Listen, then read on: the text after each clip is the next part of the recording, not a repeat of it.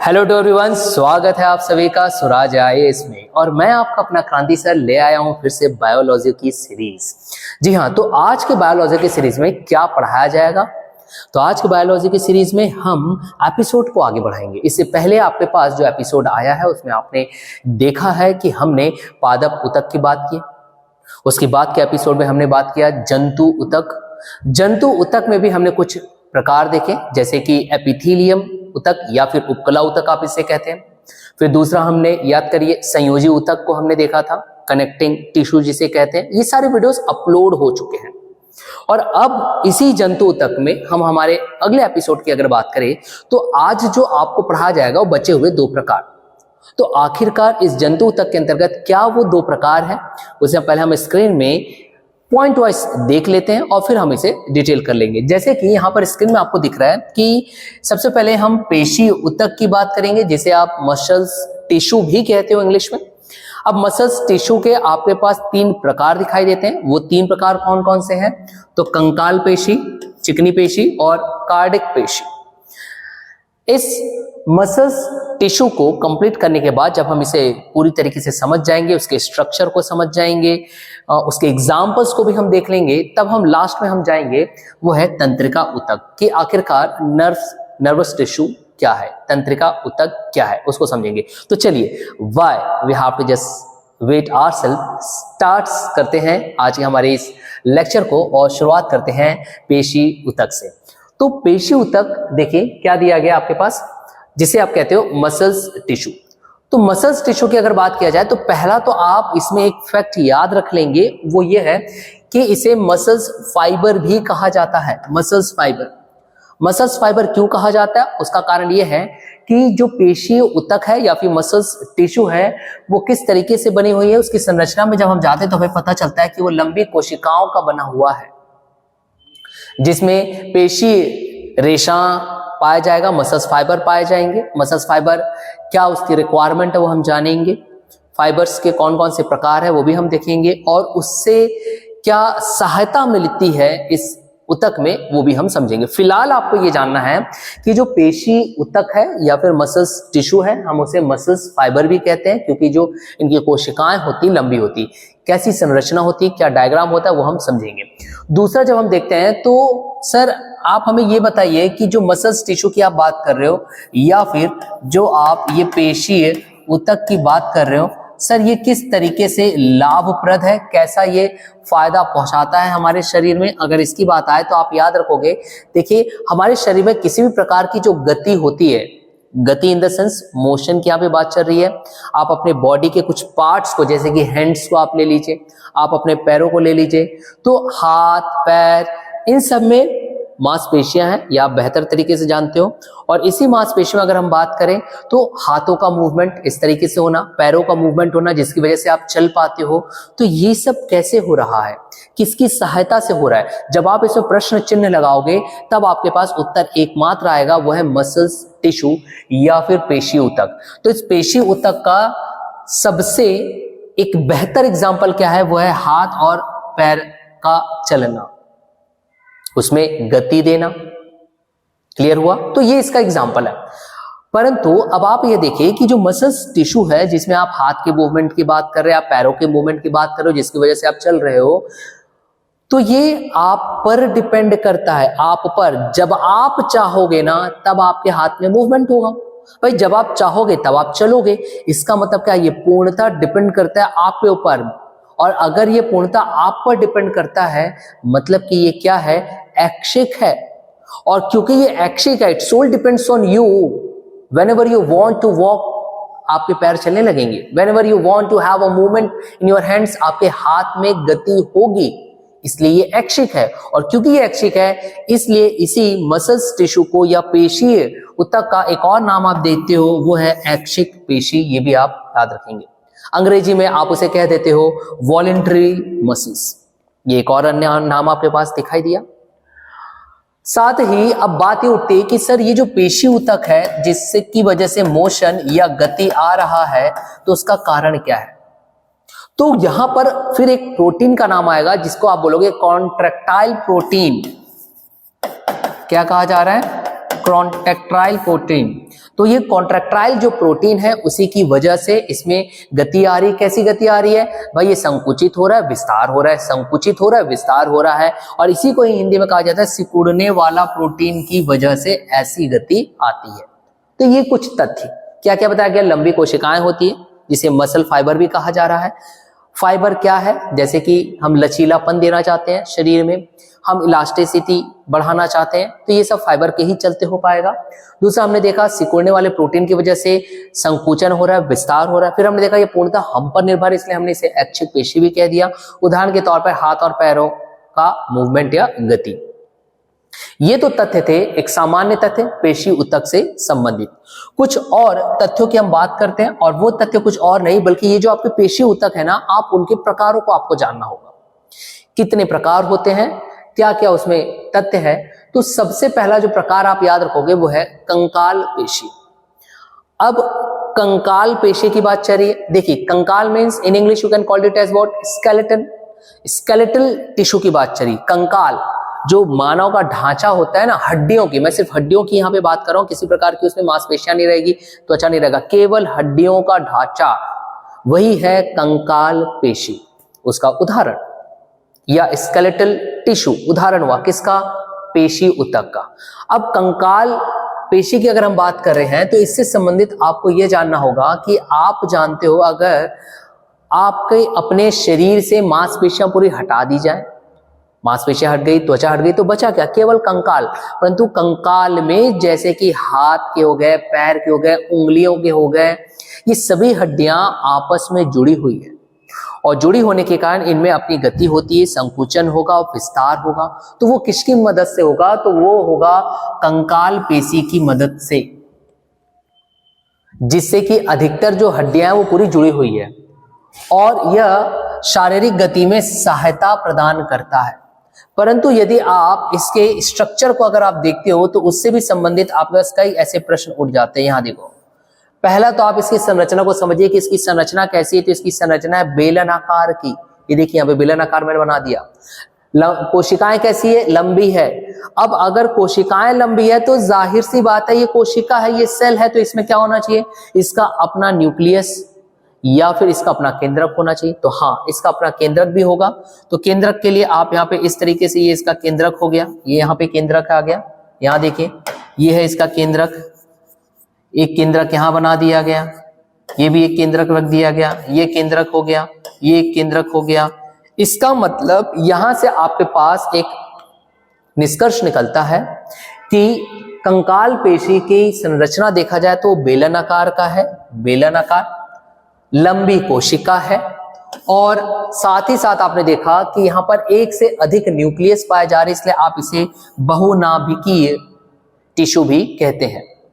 इतने तथ्य समझ में आ गया। अब थोड़ा सा आगे अगर देखा जाए तो देखिए मैंने सिर्फ सिंगल बेलन आकार का एक लंबी कोशिका बनाया हूं। इसका अर्थ यह है कि आपके पास एक और तथ्य आता है कि यह शाखा रहित है। यह भी आप समझ सकते हो यहां से निष्कर्ष कि यह कैसा है? शाखा रहित है।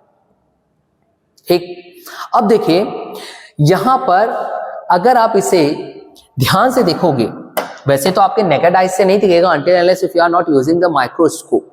ठीक, तो यहां पर आपके पास इस प्रकार से धागा नुमा कुछ स्ट्रक्चर भी दिखाई देता है आपके पास, धागा नुमा लाइक दिस।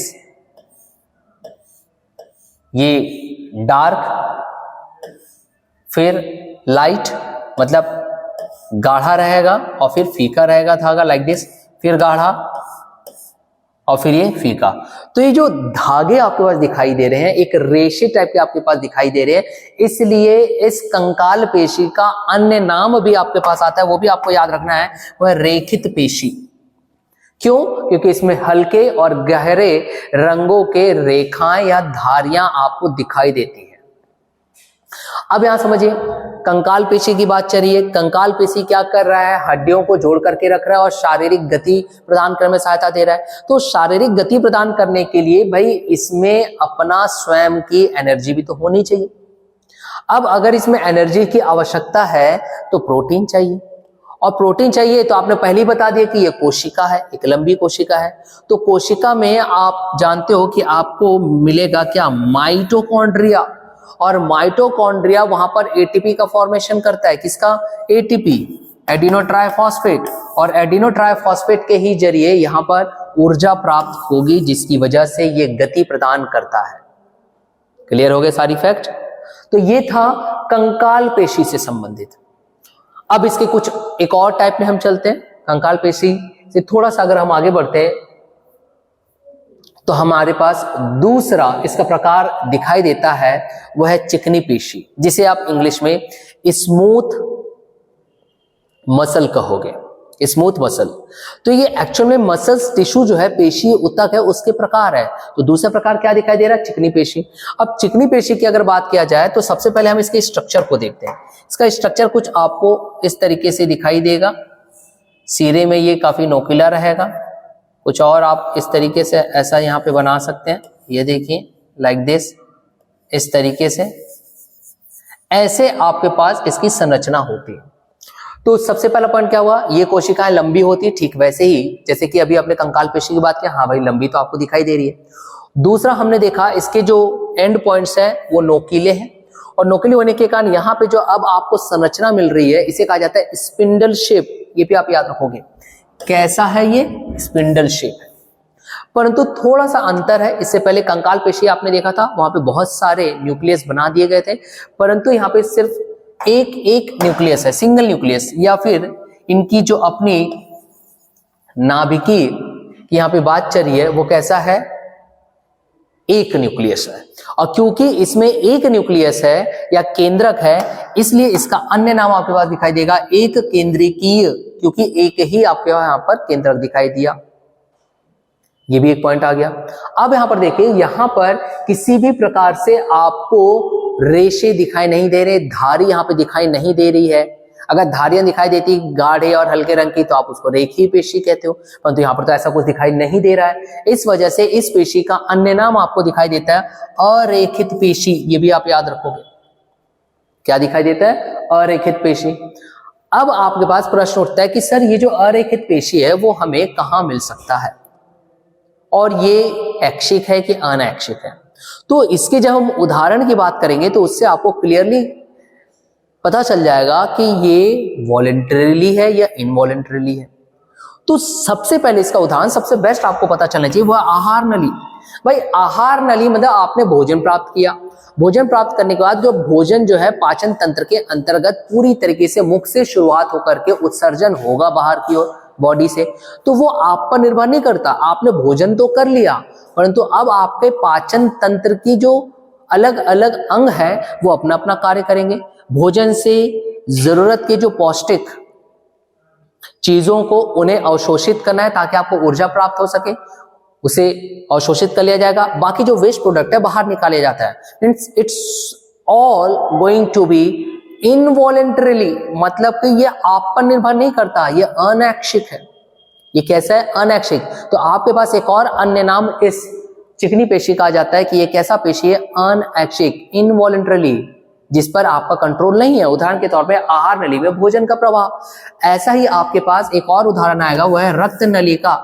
भाई आप जानते हो ब्लड का जो काम है, ब्लड वेसल्स की अगर मैं बात करूं तो ब्लड वेसल्स का प्रमुख कार्य होगा जैसे कि ऑक्सीजन का परिवहन करवाना, कुछ हॉर्मोन्स का परिवहन करवाना इत्यादि। तो परिवहन करवाते वक्त आप जानते हो उनकी जो वेसल्स होती है उसमें सिकुड़न होगा, विस्तार होगा। तो इस प्रकार का प्रसार और संकुचन जो होगा किसमें? रक्त नलिका में, वो भी आप पर निर्भर नहीं करता कि आप जब चाहोगे तभी होगा, वो भी अनैच्छिक है। तो उसका भी उदाहरण क्या हो जाएगा? चिकनी पेशी। क्लियर हुआ? ये संकुचन है, ये स्पेलिंग यहां रॉन्ग हो गई, इसे देख लीजिएगा। क्लियर हुआ? तो ये कैसा है? ऐच्छिक नहीं है, तो आप बोलोगे ये पेशी कैसा है? अनैच्छिक। कुछ और उदाहरण की अगर बात करें तो आंखों की जो पलक है उनका झपकना, देखो ऑटोमेटिकली झपकता है, और ऑटोमेटिकली झपक रहा है मतलब वो कैसा हुआ? अनैच्छिक हुआ। और अनैच्छिक है तो फिर से उदाहरण क्या आ जाएगा? चिकनी पेशी। ये आप याद रखोगे। भाई मूत्रवाहिनी, यूरेथ्रा की यहाँ पे बात चल रही है, वो भी अनैच्छिक जैसी चीजों में जाएगा। फेफड़ों की बात किया जाए तो फेफड़ों की जो श्वसनी है, ये फेफड़े लिखा हुआ है, यहाँ पे स्पेलिंग मिस्टेक है। फेफड़े की जो श्वसनी है वो भी किसका उदाहरण है? चिकनी पेशी का उदाहरण है। तो ये कुछ तथ्य है इस चिकनी पेशी से संबंधित जो आपको आगामी परीक्षा के लिए काफी महत्वपूर्ण हो सकता है समझने के लिए। अब तीसरा जो इसका प्रकार हमें दिखाई देता है मसल्स टिश्यू का, वो है कार्डियक पेशी, जिसे अन्य नाम आप हिंदी में कहते हो हृदय पेशी। अभी हृदय पेशी मुख्यतः कहाँ मिलता है, तो आपकी जो हार्ट है, हार्ट जिसे आप हृदय कहते हो, इस हार्ट का आउटर लाइनिंग बनाएगा ये कौन, कार्डियक पेशी, सिर्फ और सिर्फ वहां पे मिलेगा। मतलब कि आप ये बोलोगे हृदय की जो भित्ति है सिर्फ वहीं पे पाया जाता है, ये बहुत महत्वपूर्ण है, सिर्फ हृदय की भित्ति में। और आप जानते हो हृदय का मुख्य कार्य क्या है।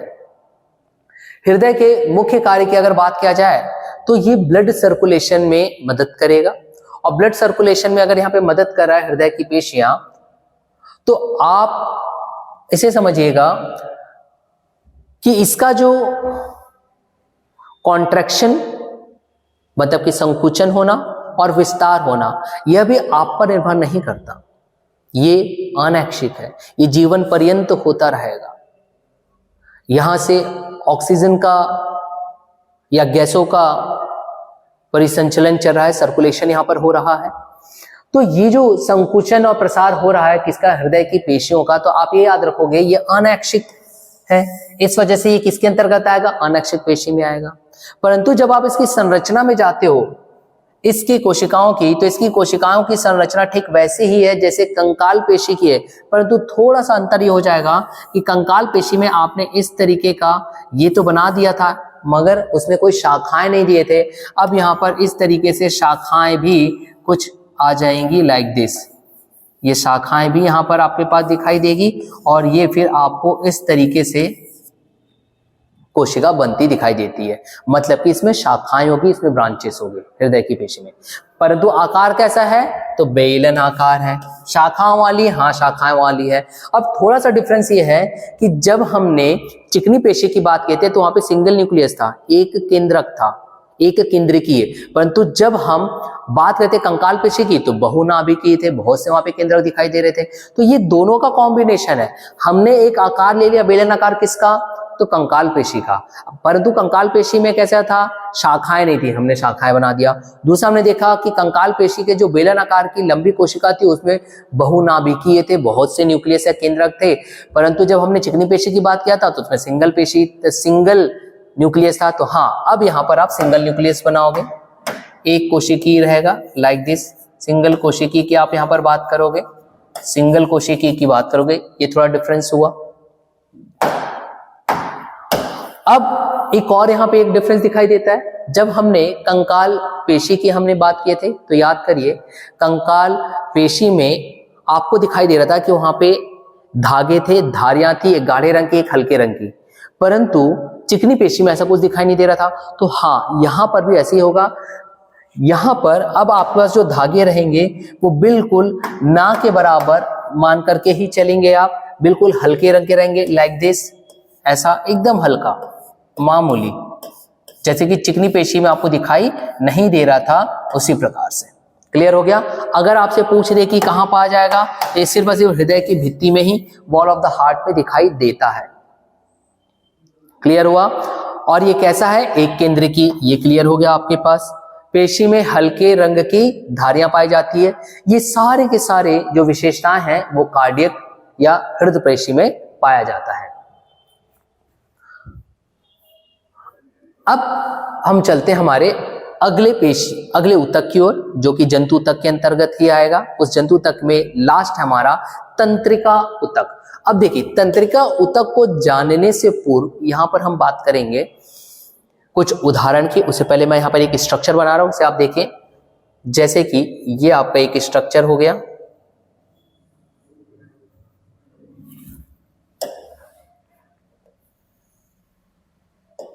ये इस तरीके के, ये जो आपके पास हेयर लाइक स्ट्रक्चर दिखाई दे रहा है, हेयर लाइक मतलब कि बालों की तरह यहां पर जो संरचना दिखाई दे रही है, इसे हम कहेंगे डेंड्राइट।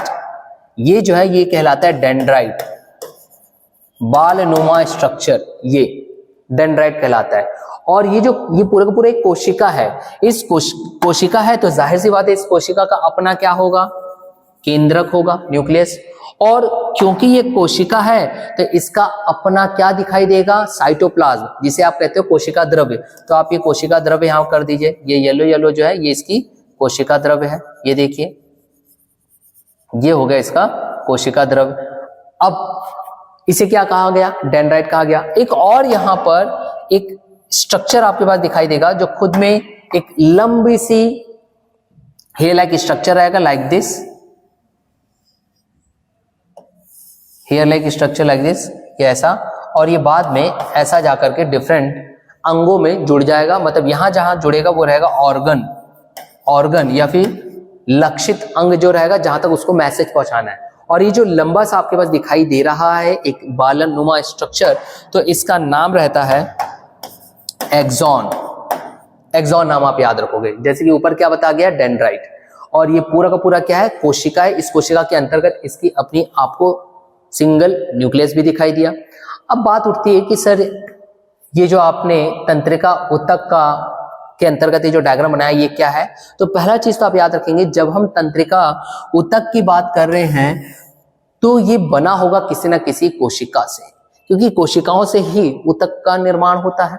तो ये जो कोशिका है उसी कोशिका का यहाँ पर चित्र दिया गया है। तो ये कोशिका कौन सी है, इस कोशिका का नाम क्या है, तो आप याद रखोगे इस कोशिका का नाम होता है, या तो आप इसे नर्व सेल कहोगे, नर्व, या फिर तंत्रिका कोशिका कहोगे, या फिर इसका एक नाम आप कहोगे वो है न्यूरॉन। क्या नाम कहोगे, न्यूरॉन। तो ये पूरा जो कंप्लीट आपके पास बताया गया है ये है न्यूरॉन। तो न्यूरॉन क्या है, तो न्यूरॉन ये कोशिका है, किसकी कोशिका है, तंत्रिका ऊतक की, ये आप याद रखो।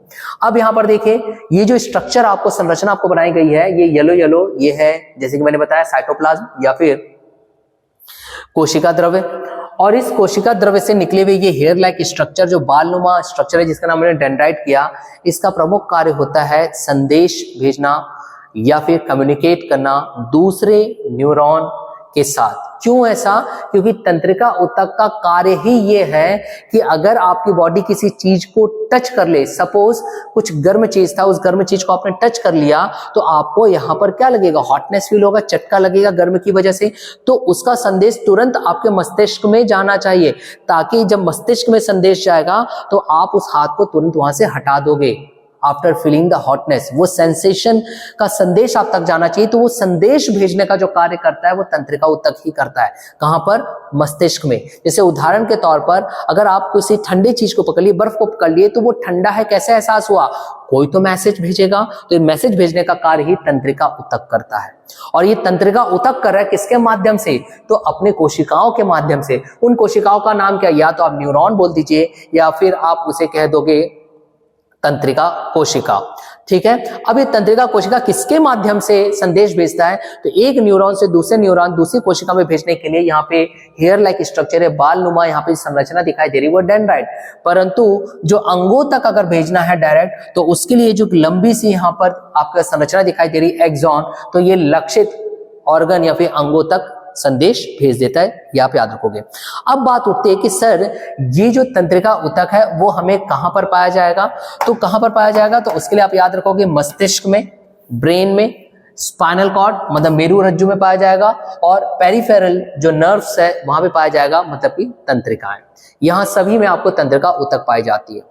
अभी मैंने आपको बताया कि जो तंत्रिका ऊतक है वो इतनी ज्यादा एक्टिव होती है कि ये तुरंत संदेश भेजती है। तो ये जो संदेश तुरंत भेजती है उसे कहा जाता है नर्व इंपल्स या फिर तंत्रिका संवेदना। ये भी आप याद रखोगे, क्या क्या कहा जाता है, तंत्रिका संवेदना, ये आप याद रखोगे। तो चलिए, अब ये तो था इससे संबंधित, जैसे कि डेंड्राइट की मैंने आपको बताया कि डेंड्राइट क्या कार्य करता है, उसे कुछ हम यहां देख लेते हैं। जैसे कि यहां देखें, ये लंबे एवं पतले बालों जैसे शाखाएं इसमें निकले रहती है, तो उसे क्या कहा जाएगा, डेंड्राइट कहा जाएगा। दूसरा क्या कहा जाएगा, एक्सॉन। ये सारी चीज यहाँ पे दिए गए। डेंड्राइट न्यूरॉन्स के मध्य संचार में मदद करेगा, जबकि एक्सॉन जो है लक्षित अंगों के मध्य संचार में करेगा। फिर मैंने बताया कि तंत्रिका रेशे से गुजरने वाली संवेदना को क्या कहा जाता है, तो तंत्रिका स्पंदन, नर्व इंपल्स कहा जाता है। In English you can call it as what, nerve impulse या फिर तंत्रिका स्पंदन, आप इसे याद रखोगे। तो ये था हमारा संबंधित जंतु ऊतक के अंतर्गत जो हमने आज जो बात किया तंत्रिका ऊतक की, और हमने बात किया इसकी पेशी ऊतक की। और ऐसे ही वीडियो लेकर के मैं आता रहूंगा। और अगर आपको हमारे द्वारा दिए जा रहा है ये वीडियो में काफी इंटरेस्टिंग और हेल्पफुल फैक्ट मिल रहा है तो आप इसे शेयर करना ना भूलें और कमेंट जरूर करके बताइए। तब तक के लिए हैव अ नाइस डे।